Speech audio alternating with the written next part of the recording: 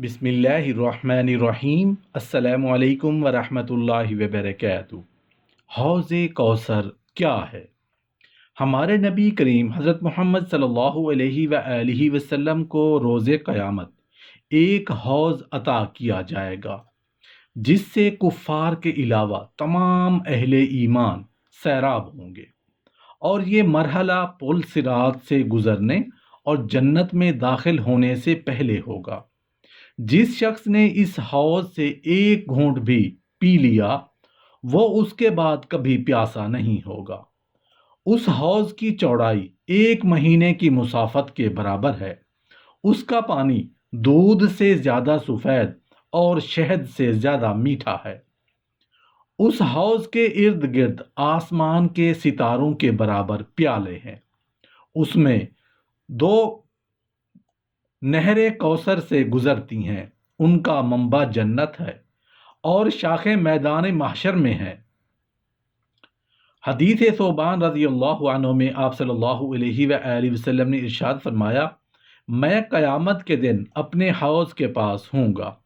آپ صلی اللہ علیہ وآلہ وسلم سے حوض کوثر کی کشادگی کے متعلق پوچھا گیا تو آپ صلی اللہ علیہ وآلہ وسلم نے ارشاد فرمایا، اس کی کشادگی میرے اس مقام سے لے کر عمان تک ہے۔ اس کا پانی دودھ سے زیادہ سفید اور شہد سے زیادہ میٹھا ہے۔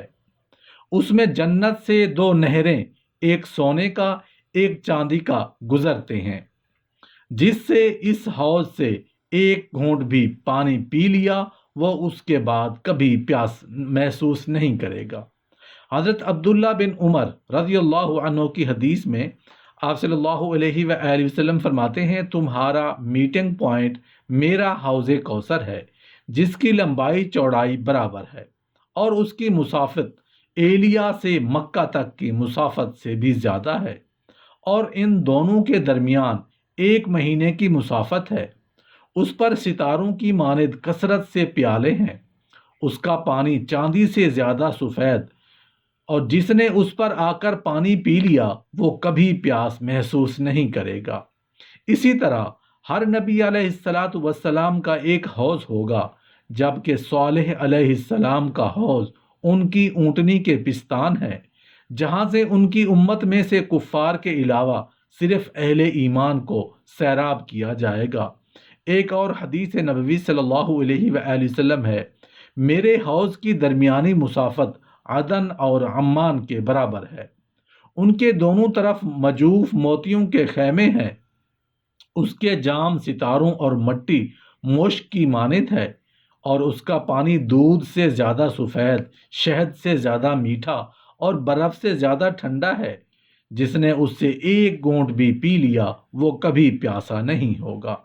پھر قیامت کے دن کچھ لوگ مجھ سے اس طرح ہٹا دیے جائیں گے جس طرح ایک اجنبی اونٹ ہانکا جاتا ہے۔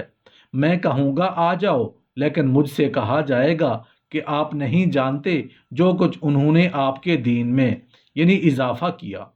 میں کہوں گا انہوں نے کیا اضافہ کیا اور کیا ایجاد کیا، تو مجھے بتایا جائے گا انہوں نے دین میں تغیر و تبدل کر دیا تھا۔ میں کہوں گا ان کے لیے دوری ہو، ہلاکت ہو۔ اللہ تعالیٰ قیامت کے دن اپنے پسندیدہ محبوب پیغمبر کو تمام رسولوں اور نبیوں سے اوپر اپنے پاس عرش پر بٹھائیں گے، کیونکہ ابن عمر رضی اللہ عنہ فرماتے ہیں کہ نبی کریم صلی اللہ علیہ وآلہ وسلم نے اس آیت یعنی امید ہے کہ آپ کو آپ کا رب مقام محمود پر پہنچائے کی تفسیر میں فرمایا کہ اللہ تعالیٰ مجھے اپنے پاس تخت پر بٹھائے گا۔ حضرت عائشہ صدیقہ رضی اللہ عنہ فرماتی ہیں کہ میں نے آپ صلی اللہ علیہ وآلہ وسلم سے مقام محمود کے متعلق پوچھا تو آپ صلی اللہ علیہ وآلہ وسلم نے جواب دیا، مجھ سے میرے رب نے عرش پر بیٹھنے کا وعدہ فرمایا ہے۔ عبداللہ بن سلام رضی اللہ عنہ اور عمر بن خطاب رضی اللہ عنہ سے بھی روایت ہے کہ روز قیامت تمہارے نبی علیہ السلام کو لایا جائے گا اور انہیں اللہ کے سامنے ان کی کرسی پر بٹھا دیا جائے گا۔ آپ سے کہا گیا، اے ابو مسعود، جب اللہ تعالیٰ اپنی کرسی پر ہوں گے تو کیا نبی کریم صلی اللہ علیہ وآلہ وسلم کے پاس نہیں ہوں گے؟ فرمایا تمہارے لیے ہلاکت ہو، یہ حدیث تو دنیا میں میرے لیے انتہائی ٹھنڈک کا باعث ہے۔ حجاج اپنی حدیث میں فرماتے ہیں کہ جب روز قیامت جبار اپنے عرش پر تشریف فرما ہوں گے اور اس کے پاؤں کرسی پر ہوں گے اور تمہارے نبی کریم صلی اللہ علیہ وآلہ وسلم لائے جائیں گے اور رب کے سامنے کرسی پر آپ کو بٹھا دیا جائے گا، تو لوگوں نے حمیدی سے پوچھا، جو آپ کرسی پر ہوں گے تو کیا اللہ کے ساتھ ہوں گے؟ ہاں، تمہارے لیے ہلاکت ہو، آپ اللہ کے ساتھ ہوں گے۔ اہل سنت کا یہ اعتقاد ہے کہ جب روز قیامت اللہ تعالیٰ مومن بندے کو حساب کتاب کے لیے بلائے گا تو اس پر اپنا ہاتھ رکھ دے گا اور اپنے قریب کر لے گا، حتیٰ کہ اسے لوگوں سے چھپا لے گا، کیونکہ عبداللہ بن عمر رضی اللہ عنہ نے نبی کریم صلی اللہ علیہ وآلہ وسلم کو یہ فرماتے ہوئے سنا کہ مومن کو قیامت کے دن لایا جائے گا، اللہ تعالیٰ اسے اپنے قریب کرے گا اور اس پر اپنا ہاتھ رکھ دے گا، حتیٰ کہ اسے لوگوں سے چھپا لے گا۔ پھر کہے گا، اے میرے بندے، تو فلاں فلاں گناہ کا اعتراف کرتا ہے؟ بندہ کہے گا، ہاں میرے رب۔ حتیٰ کہ جب بندہ اپنے تمام گناہوں کا اعتراف کر لے گا تو یہ خیال کرے گا کہ اب میں ہلاک ہو گیا، لیکن اللہ تعالیٰ اس سے مخاطب ہوں گے، اے میرے بندے، یہ تیرے وہ گناہ ہیں جن پر میں نے دنیا میں پردہ ڈال رکھا، اور آج بھی میں تیرے یہ گناہ معاف کرتا ہوں۔ حساب و کتاب کا مطلب یہ ہے کہ اللہ تعالیٰ اپنے بندے کو اس کے ثواب اور عذاب کی مقدار سے آگاہ فرمائے گا، اس کی نیکیوں اور گناہوں سے بھی مطلع فرمائے گا، اور اسے اس کے نفع یا نقصان سے بھی واقف فرمائے گا۔ فرقہ معطلہ کا حساب و کتاب کا انکاری ہے، اور اللہ تعالیٰ نے اپنے اس قول کے ساتھ ان کی تکذیب فرمائی ہے۔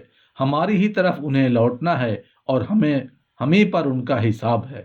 اللہ پاک ہم سب کو جنت کا مستحق بنائے اور آب کوثر کا جام نصیب فرمائے، آمین یا رب العالمین۔